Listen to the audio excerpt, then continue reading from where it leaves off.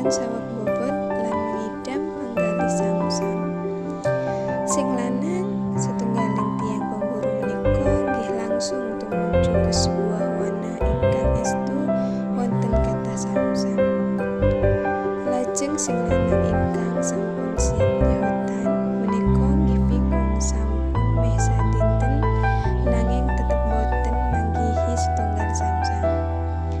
Nalika senja wiwit rawuh, sing lanang nggih priksa wontenipun setunggal sam-sam lan siap kagem nyambutipun.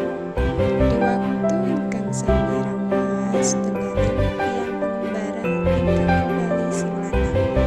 Sing lanang nggih tetep mendel kewangsul dipunpundhutaken priksa pitakenan ingkang sami dening sang pengembara. Sing lanang menika nggih tetep mendel.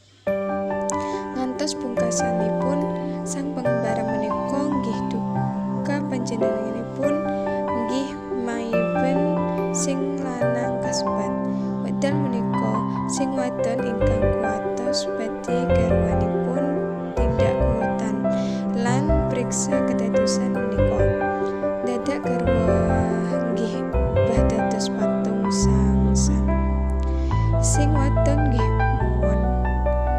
Kasunyatanipun sing pengembara kasebat nggih menika si pahit lidah utawi serunting ingkang saweg pengembara saking Sumatera Kidul. Dumugi wedal menika dipunestuni menawi patung sang-sang ingkang asli tasih wonten ing ngandhap jembatan Selo Samsang. Konon kula lan panjenengan saged mirsani dikala toya seganten surut nanging wonten ugi ingkang matur menawi patung menika sampun boten berada di dalam panggenanipun.